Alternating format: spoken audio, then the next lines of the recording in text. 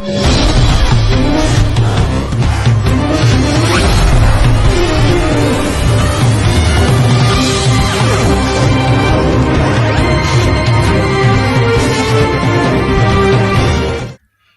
good evening, and welcome to another episode of the Fantasy EFL Show, sponsored and produced by That Millwall Podcast, a show made for the fans, by the fans. And as you can see, I've not got my co-host with me, Mr. Ben Green.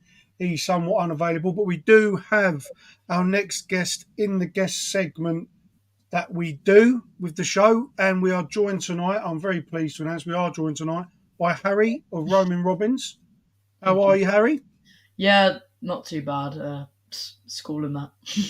Schooling that, and we'll touch on that a bit later. But Harry runs the Roman Robbins podcast. That is all things Cheltenham Town. And we will end up at the end of the show with our usual Q&A segment where we will be grilling Harry on all things Cheltenham Town. So let's get stuck straight into it. We had a double game week, game week 8. Let's take a look at the teams. And I think, Harry, we'll start by looking at my team for the week just gone. Probably for the best. Probably for the best for now. Well, it never normally is because I never normally do all right. Now, looking at my team here, as you can see here, look, I went with Okonkwo in goal. Very, very good for Wrexham this season.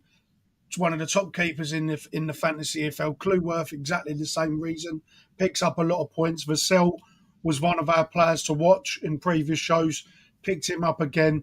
Molyneux let me down in midfield, got that red card, and he's somewhat gone off the boil a little bit. So Molyneux, who has been a mainstay in my team, Harry, might have to look at taking him out. But Captain Gus Hamer, Josh Brownhill from Burnley, who's picked up some good points, and then a vice-captain, Alfie May, who got 8 points. And my two teams, Wrexham and Birmingham, did give me a return. So pretty happy. They never normally do, but Birmingham were the big hitters on that. And I totaled 70 points for game week 8 in the double game week. Harry, initial thoughts on that? Looking at that team, it isn't the best return, but it's a return. Yeah, it's a return. I'm just looking at Alfie May, and I just think of when he played for us before he went to Charlton, and what a player he was for us. I think you have a good little squad there. Obviously let down by that red card, but yeah, I think you've done decent this game week, to be honest. Yeah, I think I did all right. I struggle a little bit, so I changed the formation. I did go with the three midfielders, the 2-3-1. Never seems to work out for me. I changed it one week for a 2-2-2 formation. That didn't work out for me. I reverted back, and we'll see what I'll go with in game week 9. But yeah, 70-point return. It's not pushing me up the table, which we'll take a look at, but some solid players in there, got some solid points, and yeah, pretty happy. So we'll skip that now. We've done that. I'm not impressed again for another week. But why don't we take a look then, Harry, at your game week 8? You've got your head in your hands here, mate. Let's have a look then. 71 points you totaled. It's not too bad. You sit 63rd in the Fantasy EFL Show League. Trafford in goal, you had 2 players that didn't play, and Mullin only picked up 2. But the big thing for you, mate, I think, was Trafford picking up 14, Alfie May as your captain, and Middlesbrough and Hull coming up trumps. Talk to us about your team. Wow. Honestly, Paul Mullin, you just think he's just going to be one of those players that just bash them in the net wherever he goes. But obviously that hasn't happened. I mean, Alfie May, you always put my, passion in him, and yeah, he's my captain. And then James Trafford, I've always had a high respect for as a goalkeeper. Let down by my 2 players who I think one might have actually been injured. You could have had a good return if they both play. Like I say, picked up 71.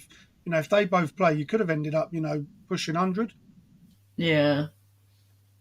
Could have been a better week for you, but yeah, that's kind of let you down a little bit, man. Like I said, you sit 63rd in the league at the moment in the Fantasy EFL Show League, which isn't the greatest of returns. But let's take a little look at the league stands, and we've only got the top 10 to show because it would take too long to get down to where I sit and to get down to where you sit, Harry. So let's just run through the league table. Sorry, mate. Probably for the best. Probably for the best, exactly. But let's run quickly through the top 10. So, Inevitable sitting at the top of the league on 577 points. Mainstay's been up there for a while now. EFL Fantasy Josh into second place with Waymaker joint second place, but a good 100-point return for his game week 8. Take It Eze drops down into fourth place, up with 531 points and 1 point behind in fifth and sixth place. Just Slewitt and JPFC have moved up into the top 6, joint on points, only 1 point separating them from fourth place and 8 separating them from the top 2. Jasper FC drops down to seventh place on 529, with Teletubbies, a new person that we've seen in the league that has dropped down into eighth place, with Evans above up to ninth, and our very own Greensies Lions, Mr. Ben Green, down to 10th with a 99-point haul return. Very good, but only 4 points off of 7th place, 5 off breaking the top 6. That is the league table heading into game week 9. And we do this every week. We look at a top performer. That isn't me this week. Hasn't been me any week. Isn't you this week either, Harry, I might add. I Yeah. mean, we knew that anyway. But Sergeant Sausage, managed by T. Paulie, set the tone this week in game week 8, led the EFL Fantasy Show League for points, sits at number 1 for the best performer this week with a 121-point return this double game week. Michael Cheek was a player to watch that we had on last week's show. Don't know if Sergeant Sausage picked that up as to use in his team, but picked, great name. Yeah, love the name. And he used Sergeant in his team as well, picked up 15. Phillips, in a midfielder, picked up 10 with Sirkin as his vice-captain, 13. And 21 from his other defensive player. Michael Cheek, the captain, picking up 28 with good returns from Sheffield United and Gillingham, leaving Sergeant Sausage, top of the performer this week in the EFL Fantasy Show league table with 121 points. So well done to you. I did reach out to you. I hope you do see it to get your shout out and your bragging rights. But no, well done to yourself for that. Let's move on now, Harry, to what's hopefully going to be a better week. We are going to start off on the good foot this week. Let's look at our game week 9 teams. We'll start with mine. And as you can see, I have changed it up. I have gone for a 2-2-2 formation. The 2-3-1 just isn't working for me at the moment. I've had to change it because I want to move up the league table, but let's have a little look at it. Mengi, the Luton Town defender, got him in at defence, scored a good goal at Millwall a few weeks back, seems to be a guy that can get you some attacking points as well as defensive points. Max Clueworth is a player that sits in my team weekly until he has a couple stinkers. He's not coming out. Jack Radoni was so impressed with his performance in the week, and the 3-0 win Coventry had that. I thought I'm going to put him in for his attacking outlet. Brownhill again left him in. Good performer over the last few weeks, one of the better midfielders in the Fantasy EFL. So he stays in midfield. And my 2 captain and vice-captain mate, I've stuck up top. Mark Harris, favourable fixture against Pompey, who were leaking goals. And I've gone with a Bolton striker, Charles, who's got a favourable matchup against Shrewsbury Town. Fancy him this week, really do. He's been a good performer. Bolton have not set the world alight, but you know they've been hitting some goals recently, so captaining could be a shrewd move. Burnley, my team to pick. Fancy them against Preston. I know Preston won in a week, but Burnley I expect to be a real good outfit this year. They've proven that, there might be a little bit of a slow burner. They've had a couple of results, probably should have won, but still fancy them against Preston, who are rotting down at the bottom half of the end of the championship. And Barnsley, now that's a bit of a sleeper pick there. I'm not too certain on Barnsley this week because I only picked them, Harry, because of how poor Huddersfield have been. I tipped Huddersfield to be a team that comes straight back up. They've really, really struggled. They're leaking goals and they're not scoring goals. So fancy Barnsley this week, mate. But yeah, thoughts on the team? What do you reckon? All right. Yeah. Dion Charles, he's a great player. He's always been a name for Bolton in the past 2 years. I don't think I have any issues with that team. Um, might be missing Alfie May, but we'll see. Might be missing Alfie May. So well, we'll see if you come on to if you have Alfie May in your team, because we'll have a look at your game 9 team next, and you don't No, have him. no. You know, you've That's what I mean. We both might be missing Alfie May here. you might be, but talk to me through your team. Talk to me the players you picked, why you picked them. Okay, so again, I'll stick with James Trafford. He is, as I said, I always have respect for him.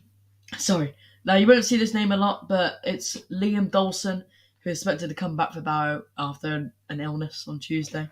When he's on the pitch, he is probably one of the most game changers for Cheltenham in a way. And of course, we'll come to Cheltenham later. And then, what's it? Courtney Baker Richardson, also up top.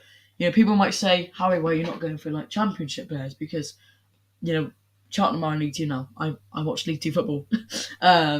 So I think Connie Baker Richardson is a great player. I also saw him against Hereford in pre-season. Yeah, and he just looks like one of those strong links for Newport. Yeah, we picked Courtney Baker Richardson as one of our players to watch this season in a segment we did a couple of weeks back. And yeah, really, really good player. Newport, riding high right at the top end of the league as well. Really, really good player. Alfie Doherty, again, another good player, been a solid point returner for Luton. Brownhill, the same. You got a player in there that we're going to take a look at a little bit later. Spoiler alert Yeah. for our players to watch.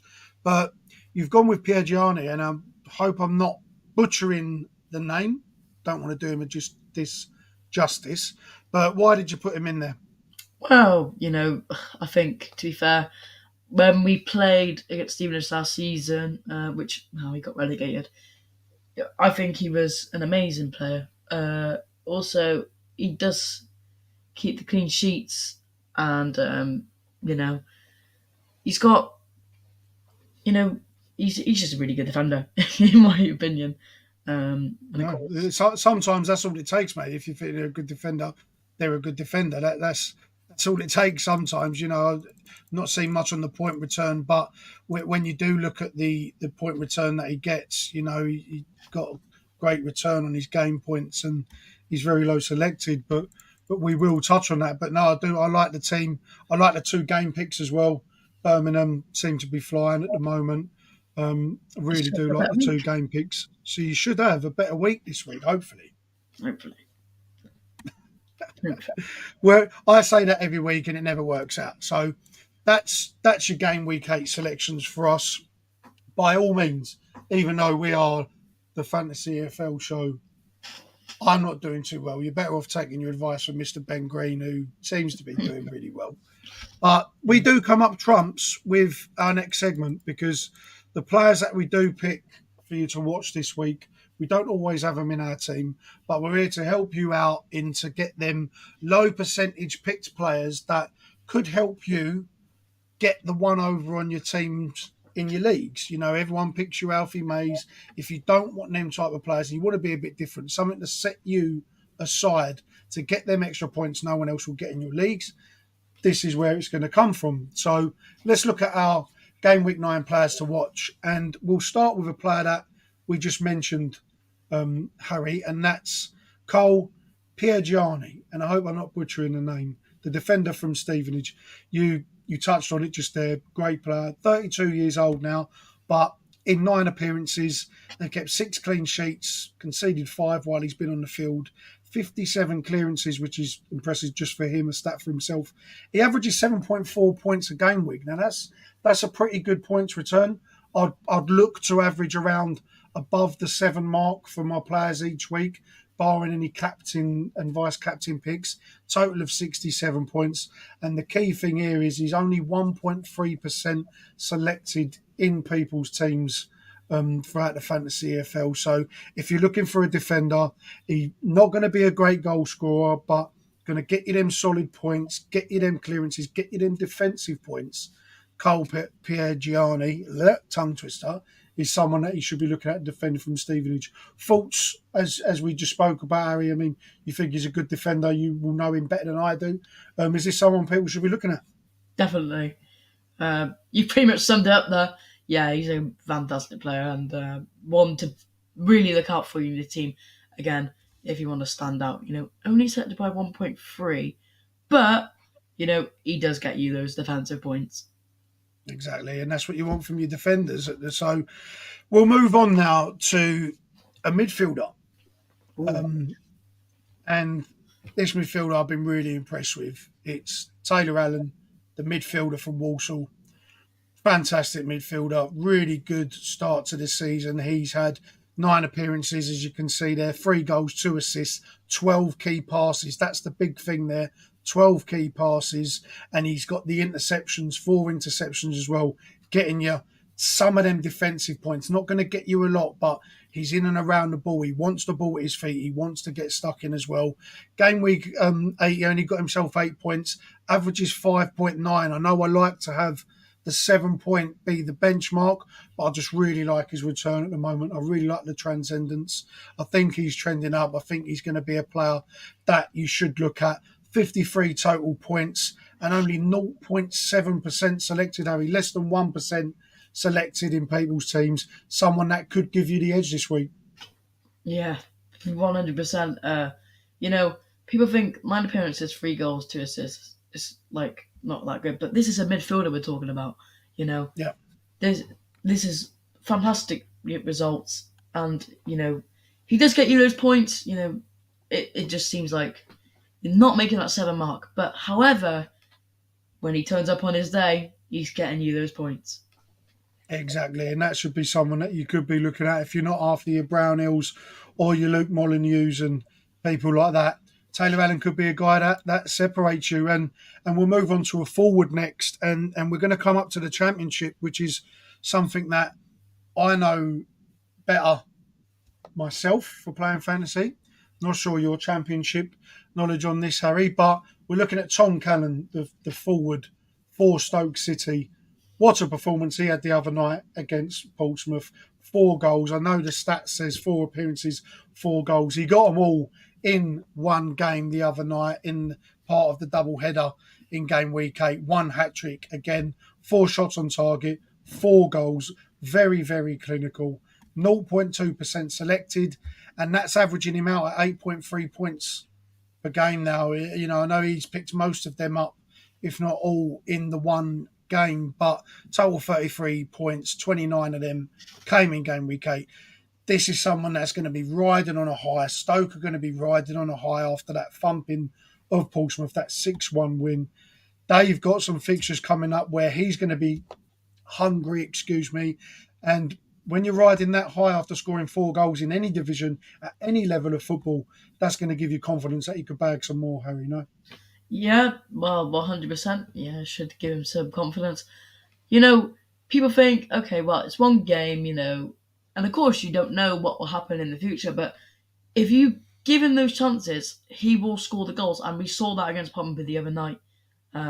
He had a really good performance, getting that hat-trick, and I bet that 0.2 is loving life right now. Yeah, and I don't think it'll be 0.2 come the end of game week 9. I really don't, because people are going to look at that. People need goal scorers, and when they're dwindling off, when you don't want to pick your Josh Matthews, your Duncan Watmores, your Alfie Mays, this is another player that could separate you from the pack, and getting 4 goals with 100% shot conversion rate in one game is seriously impressive. And what a performance it was, because to bag 4 goals in one game is impressive at any standard. So, yeah, just to summarise, look, Tom Cannon, the forward from Stoke City, Taylor Allen, the midfielder of Walsall, and Cole Piergiani, if I haven't butchered his name for the 5th time tonight, the defender of Stevenage. Look at them players to give you the edge up this week. And if they don't, they don't. But it's all about little wins, the minor victory in fantasy football, because everyone picks the same players. So if these players can give you your edge up, then good luck to you. And hopefully they do. And we'll touch on that on the next episode. So that's been your game week 9. Harry, looked at your team, looked at my team. pretty happy. I know that you're pretty happy this week. Something's got to change. We need to pick up the points because I'm right down in the league as well. So we don't want to be down there for too long because we don't get no bragging rights. And I certainly don't have bragging rights on the show with my co-host. I can't talk. But let's move on to something now that you're going to be an expert in. You're going to educate me in, and we're going to move on to the Q&A segment, and that is going to be all things Cheltenham Town Football Club with Harry Evans of the Roaming Robin. So before we do go into that, Harry, why don't you just tell us a little bit about yourself, about the podcast, how you got into it? Because you're a young man, only 14 years old. You don't see many, kids, and I don't mean to sound derogatory or come across anyway, but a kid doing a podcast, that's a really good avenue and route to go down.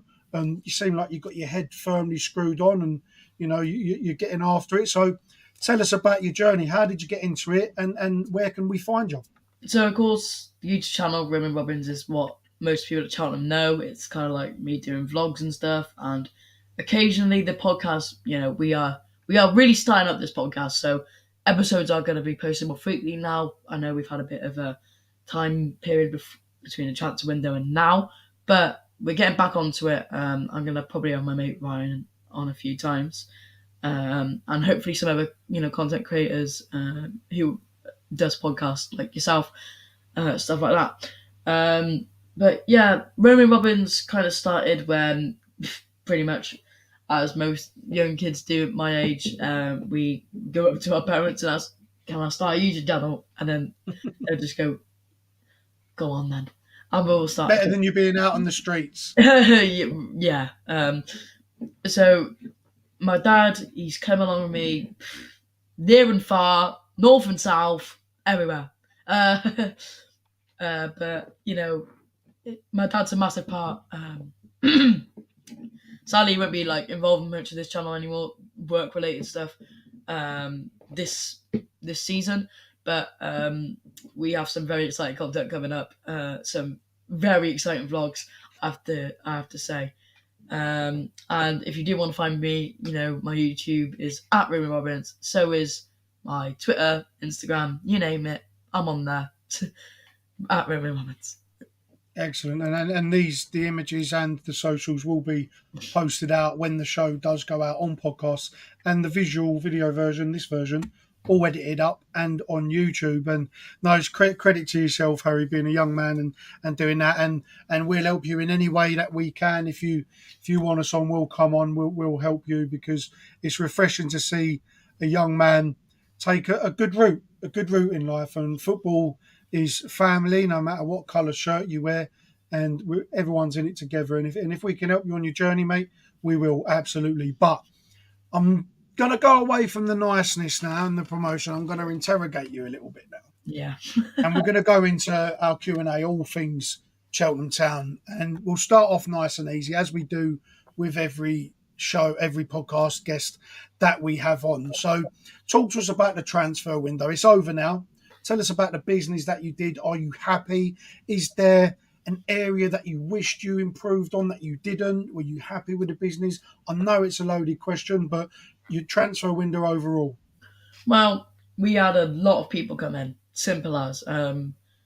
Needed, because when you drop down from League 1 to League 2, you lose a lot of players. And that just happens. Then it comes into, are these players good enough? We have Owen Evans as our keeper, who was on the bench at Walsall last season. But he played on Tuesday night, absolutely amazing, made really, really good saves, and hopefully, he needs to improve his kicking a little bit. But other than that, he's a very good player. And, we've brought in Liam Dawson, as I've touched on, just looking at my team. As I said, he is one of those players at Cheltenham.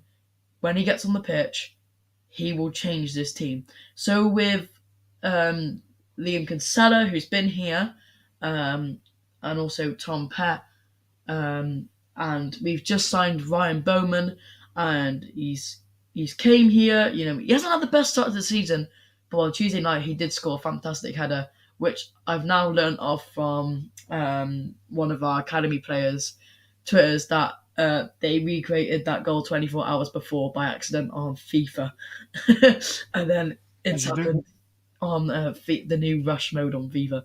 But yeah, fair play. I'm happy with our business. Our football, though, it's not good. We play long ball all the time, and yeah, but I guess we'll touch into that in the next few moments. So if there was one position that you say, I know you said that you've done a lot of business, and it is difficult when you get relegated. You tend to lose the better players. You have to replenish with lesser players. That's not derogatory to League Two or the league itself, but that's how it works. That's the finances of the football league. You have to adapt, and going down puts them strains on it. But if there's one position, is there one position you looked at and you think we should have improved there? We desperately needed to get a reinforcement in there, or better that position that you didn't. Uh, it's probably midfield, right? Because we've just lost High Power due to an ACL injury, he's a really good player, and he played for Wimbledon a few seasons back. But he's come back to the town after very long time. I remember watching him when I was like 5, but now he's back, and he came out of pre-season fire, ready to go, and he got an ACL injury. So yeah, but yeah, probably that position, to be honest, midfield. No, fair play. And I think everybody has a position they wish that they improved on. And you mentioned the football not being, you're not very, very happy with it. Long ball, don't most clubs fans are not very happy with long ball. It can be effective. We've seen that down at Millwall, the club that I follow up and down, and it can get frustrating. But we'll touch on Michael Flynn in a moment. But your season expectations from the fans. I mean, you sit 16th, 3 wins, 1 draw, 5 losses. What are the expectations around Cheltenham before the season started going down? Did you expect that you can go back up? And where you sit now and the results that you've had, has the expectations changed? I think the expectations were always that League Two is a tough league to get out of, because you have teams all fighting for one position, and that's either playoffs or automatics. Like I guess every league is, but League Two is a league where National League comes in, and teams that have just come down, lost a bit of cash, don't have the players to rebuild. Sometimes, it's not. I hate to use this term. It's a scrappy league. With in terms of I think, sorry to cut you off, I think it's the toughest league to get out of. As you said, it's one spot that can take you up. In terms of automatics, it's an awful position to be in. It's such a hard league to get back out. We've seen teams fall down there and never come back up. I mean, I hope, don't want to touch wood for Cheltenham Town, but yeah, no, I totally agree with everything you're saying there. yeah, and yeah, of course, at Cheltenham. I guess we'll touch on this later. There's some things going on. The thing was, I think most fans were hoping in that playoffs area. Most fans were kind of like, okay, we want to get playoffs, we want to get those automatics. But if we finish mid-table, as long as we get another season to rebuild and don't just go straight down, I think fans would be happy. But as I said, the football has not been good. Is the expectation in the club any different from the fans? Or did the board see it that way? Oh, at the minute, I don't know what they're seeing right now. Well, we'll talk about the board because it has been reported in the last few days that Simon Keswick, the majority shareholder of the club, is effectively selling his shares, which ultimately means that the club is up for sale. Mm-hmm. Is that a good thing? Are the fans happy with that? What is Simon Keswick like to have as a majority board holder? Is he financially influential? Is he looked after? Has he been a good part owner in the club, or is this a blessing in disguise that could help you? I think he should be respected around the town. I think it's not his fault that some of the things that we've had has happened, and he's helped us get to that spot where we got the title of League Two, and there's just no reason why I have anything against him, the guy. the fact that he's put investment in for very, very long years is, good in itself. And of course, the problem is with this kind of situation at the minute is we need investors to come in. Now I don't want to brag, but Cheltenham, it's not the most, not Glamorous. not attracting of places in a way, because we've got the horse racing, which brings Cheltenham. When you think of places, some people might think of Cheltenham quite a few times because of, well, on the news for good things and bad things, and of course the Grand National. That's That a big positive, though. that is a That's a big big. positive. But yeah, I think what the most fans want is investors to come in that, one, generally like football, two, have a heart for the club in a way, and not just wanting to buy a football club, and then three, maybe someone that's local. But I mean, I wouldn't mind a Saudi or an American, but um, but no, we just want somebody who generally cares about football, has the money to push us into League One and make us a sustainable League One club. I think that's what the fans want, and I think that's what, well, some of the board want. And no, I generally do think some of the board probably will want that. Now, the thing that is a bit strange is we have a second investor, CTFC Limited. We don't know who this guy is, but he's obviously put a lot of money into the club. And I'll touch on with our chairman in a minute. There's a bit of few mixed opinions on it, but I can't, I can't fault David Bloxham, our chairman. I'm sure he is a lovely guy, and I have nothing against David. I think the fans are just at the moment frustrated with what's happened, really. Yeah, no, definitely, and it's a trying time getting relegated, and results not going your way. People look for people to blame. Um, is that the general consensus around the club? Then is that, could this potentially, build your season back up? Could this spark something in the club? Because performances then bring attraction, which bring gate receipts, which bring results, which then set the ball rolling. Is this something that's welcomed, or is there fans out there, unlike yourself, that are maybe a bit concerned? Because we've seen, as you said there, that you want someone who's a football man, who's emotionally invested in the football club, not your rich billionaire who Um, doesn't really I understand football. But we all say, oh, we don't want to go down the Saudi route or the Todd Bowley route. But yet, if it was dropped on our lap, we'd lap it up straight away and we'd be looking at the best players in the world. But is it something that's welcomed around the club that could spark you off on to set your season alight? I think most fans would be like, yeah, it's come along as long as you care for the club. Simple as. If we have investors that come in, but are never there all the time, it doesn't make a good look.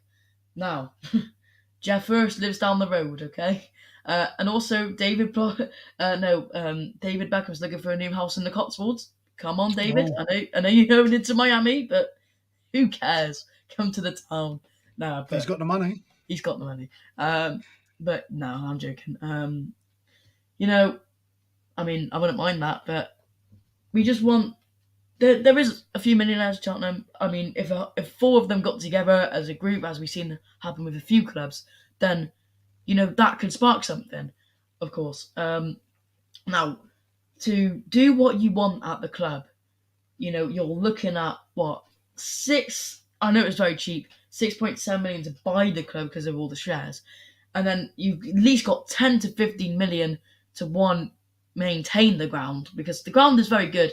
There is a few points that do need changing in terms of inside the ground, fan experience, stuff like that. And I think what I like to think of is, if I took over Cheltenham today, what would I do? Sometimes, Yeah. and maybe that we do fan forms of a club, and that's why I think Cheltenham is so great, because we have a community with the players, the staff, and the fans. as we'll touch on Michael Flynn. But yeah, no. Should we just speak about Michael Flynn right now?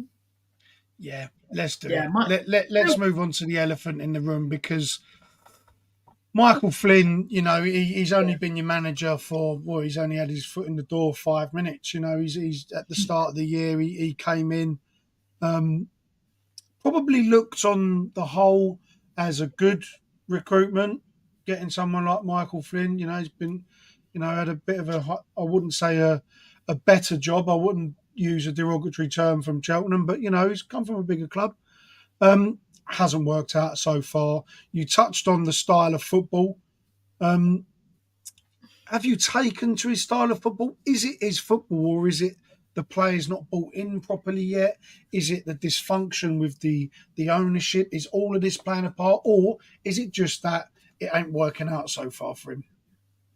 I don't know. um, but Michael Flynn, he looks, in his press conferences, he looks passionate in a way. I just don't think that we see that during the games now. We some reason I don't know if he's like passing notes to our assistant coach, but our assistant coach is normally there, you know, upon upon the touchline in a bit. And you know, you will always if you look at the Premier League, I know we're EFL fantasy, I'm very sorry, but if you look at the Premier League, you still have people like Pep coaching their players at Premier League level. Okay, and I think all the fans are a bit like they're very disheartened in a way that Michael Finn's came in, um, and I don't think I've seen him once come over and cut the fans after a 315-mile trip to Really, Seoul. not even an away game. Not even an away game yet. But that could be because he, and I respect this 100%, that you feel like you might feel a bit worried that you're going to go over there and you don't know what you're going to get. You might get, oh, well, in Michael Flynn, or that kind of stuff, right? So I understand it. A lot of the fans are not happy about it, though. I will say that. I mean, the thing is that fans of football clubs. I've always believed that as a season ticket holder for 2 decades myself at my club, you're invested in your club for life. You choosing your football club is when you choose your wife, or you invested for life, and managers, owners, everyone else associated outside of fans, players included, are just custodians of the football club. We will always be here as fans. These people won't be. Players move on, managers get sacked, they move on. Ownership sometimes the same. In certain people's lifetimes, might go through several managers. We've been lucky at the club I follow that we've had fantastic ownership and we've been looked after. But it does strike me as a bit of a concern that when fans, the life and soul, especially of a club like Cheltenham, who aren't rich in finances, that rely on gate receipts, that at an away game the manager won't go over and clap the fans. I mean, he's getting paid by you essentially. And if you're not putting out the performances, or even if you are, go over and show your appreciation for yourselves going out there to support the club. And that's never a good look for a manager. That's the quickest, in my opinion, results aside, that's the quickest way to turn a fan base against a manager, is to not try and get the fans on side. How long do you give him? Like I say, he's sitting 16th in the league now. 3 wins, 1 draw, 5 losses. You're not in any danger as such yet. It is still early in the season, but how long do you give him? Is there unrest in the stands? That honestly, right, there is a lot of things surrounding Michael Flynn at the minute. A lot of I saw a poll the other day where it was like Flynn in, Flynn out, 50-50. And I'm just like, in terms of how long he's had, we need to give him time, right? It's the style of football the fans don't like. I'll be honest, that is the most thing that is surrounding. I sit in the noisy end, okay? I hear pretty much everything. That is the biggest concern at the moment, and that is the style of football. And I'm just going to touch on that quickly, if that's okay. Yeah, go for it. We, against Accrington, for 45 minutes, 65 minutes, played long ball, on the floor, long ball. And the fans just get frustrated with it because we just lose the ball straight away. except for playing it short, maybe from the back or even in attack. That rhymed. But yeah, it's shocking. And then we looked at our two goals on Tuesday night, which guess where they came from? On the floor, which just says You, something. you kind of look at it. You kind of look at it like we have it, and fans always know best. Fans always know best, and we do it. I certainly do it in the stands. You go, well, you need to change this, or why are we not doing this? And surely they can see what we can see as fans.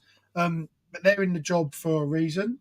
They stay true. If a manager was to listen to a fan, he wouldn't be a manager. They have their own way of doing things, their own philosophies. They believe in it. Managers notoriously are very stubborn people because they've got their own way of doing things and they want people to buy in. Are the players buying into it? Have you got the players that suit the system he's playing, or is it just the system that is not working for the players? And as you said, when you get the ball down, you've got the players that can knock it about, and you've seen it can deliver, and you can get some goals out of it. 100%. And here's the thing, right? I'm doing work experience at Cheltenham very, very soon, right? Oh, Which excellent. I'm doing media, which is going to training ground, press conferences, stuff like that, right? Um, I think the key is, well, when I get to see what happens. I don't think we play long ball in training. I've seen some training clips, and again, it's more like getting somebody to the back post and heading it in, and I think that's what we normally aim for. I don't think it's Michael Finn's fault that we're playing like this. And I think some players are generally trying to play it on the floor, but there's just no option. So the option in, first thought is hit it long in a way. But that's always been a Cheltenham style. I'm going to be honest. We've had that for years on end. Even when we had Darryl Clark last season, who, we very unfortunately got relegated. He even played long ball, but we won games. I He can't. was actually when I looked into it, sorry to cut you off there, Harry, he was actually quite well sought after by the fans, Clark. He was He actually was. quite a respected figure, and it is a shame that you went down. But yeah, like you said, you was quite a hard outfit to play against. You were scoring goals playing that football. Yeah, even beating top of the league Pompey, which are now doing wow. I wouldn't say wow after the other night, but Absolutely not. No. even beating teams like that, you can't blame it. Um, I think it all comes down to funding. Okay, funding in the club at the moment is we are on a very tight budget, but our chairman has come out and said, listen, it is nowhere near doomsday yet in terms of we're paying our bills on time, wages on time, and it looks all good. Okay, but as I sorry to touch on this again, but we do need investment, and if there is somebody in Cheltenham who is a millionaire watching this with his 4 millionaire group of mates, please invest in the club or buy it. I mean, I wouldn't mind either. But no, we just need investors really. I think what David and his mates have done has not been terrible. There has been some very dodgy decisions which the fans haven't liked. But of course, I'm doing work experience there, so I will see what kind of goes on in a way. I do a bit for the club myself. Probably should have bought this out at the front, but I recently designed a bike shed poster for the club, which they have given me a very nice surprise, which will be on a video soon. Well, if I'm allowed to record it, I don't know yet, but we'll see. No, yeah. Again, we just want somebody who loves football and somebody. So how long do you give Michael Flynn? And if so, let's touch on it. Look, you've got big away day at Barrow coming up at the weekend. They're sitting fourth in the league. They did lose both of their fixtures this week, and you picked up a good point at Bromley. Hard fought draw. Lost the game before that, but against Fleetwood at home to Fleetwood. But you're coming off the back of a point, a solid result. It's a solid return. A point away from home in the league is good in any league. Yeah. Are you confident going to Barrow, a team that they, albeit didn't do well this week, but still a team that can cause you a lot of problems? Team of danger. We got to be careful because we could go 2-0 up and Barrow could just straight away come back. Barrow, and this is what I love about clubs like this. They come from non-league and they just batter the league out and, give a real good fight and stuff like that. They don't have the best ground. I'm not going this Saturday, but I will be going Colchester away in a few weeks, which hopefully we do win because I don't want to do a 3-hour trip to London to be sat there all on the way back. But no, listen, Michael Flynn, he deserves time, okay? The reason why we didn't give Wade Elliott a lot of time last season was because we had 11 games without a win or a goal. That's impressive to do. I know, that is stupid. But again, I'll be honest with Wade and all that. He literally just got his away for Pro 1 level coaching, and stuff like that. So, and he was a part of the coaching staff 4 years ago, but wasn't even an assistant. So, we, as Charlton Miles, we're not a very club that will go far and wide for a manager. We're very local in a way. And I think that's why when Gareth Ainsworth is in the shot as Charlton manager, I don't think we had him. Personally, I don't think he probably didn't want to come anyway.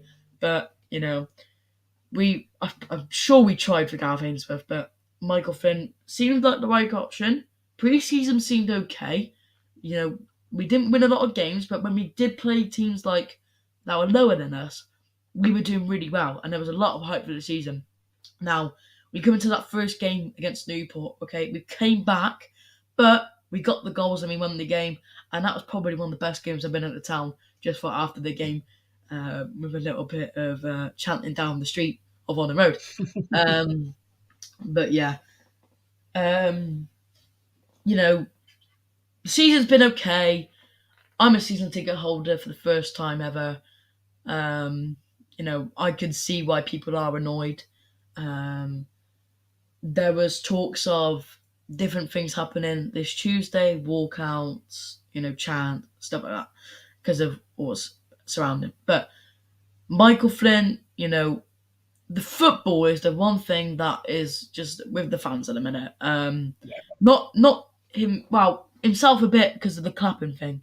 But other than that, he just seemed like a person who can change things around.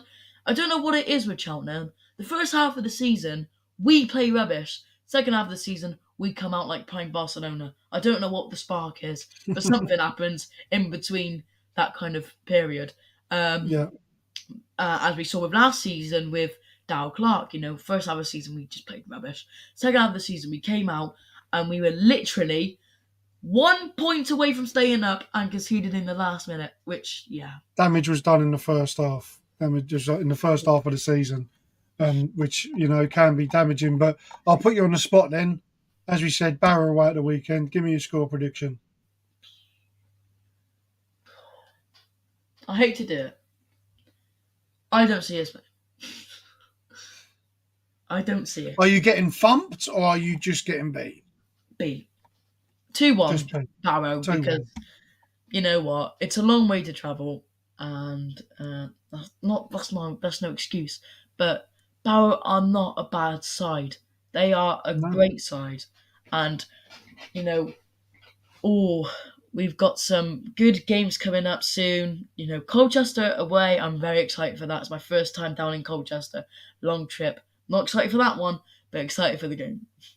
No, good. And Barrow, a favourite player of the show in Theo Vassell there in Barrow's defence, who we really like on the show. And this is a fantasy football show.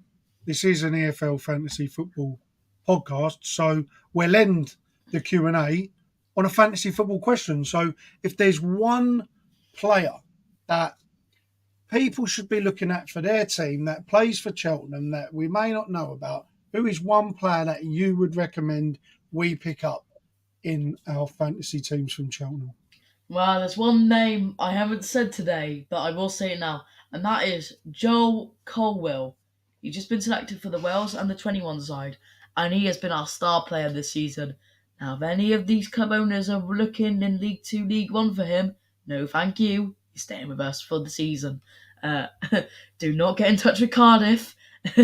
Let's just hope we can actually buy him if we get new investors in, of course, and keep him, of course, because he is our standout player at the minute, and I think he's a very good lad and, has a good future ahead of him in his football. And what position does he play? Striker. Oh, so striker. And what's his stats like this season? Pretty decent, honestly. Some reason he likes to score against Newport. I don't know what that kind of is. Some reason he has a brace against Newport. So if before the week we play Newport, you might want to consider putting him in your team because he'll bag 2. Joe Carwell, the 19-year-old striker of Cheltenham Town. That is the recommendation of Harry. If you want to look at a centre forward who might pick you up some points and you are a Cheltenham Town fan watching the show, check him out. You'll know all about him. You'll know more than I do. There will be a graphic going up of Harry's player to watch from Cheltenham Town when the show goes out. But look, that's brought us to the end of it. Some real good insights there, Harry. Very impressive. I just want to say, very impressive for such a young man to have so much knowledge in the game, in your club, to have your head so screwed on.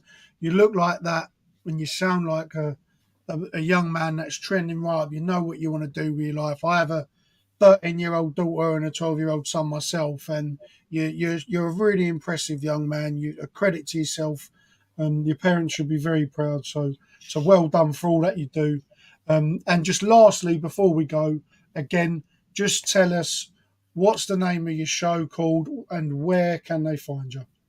Of course, right. I have a 1-episode show at the minute on Spotify called the EFL / non-league transfer rundown.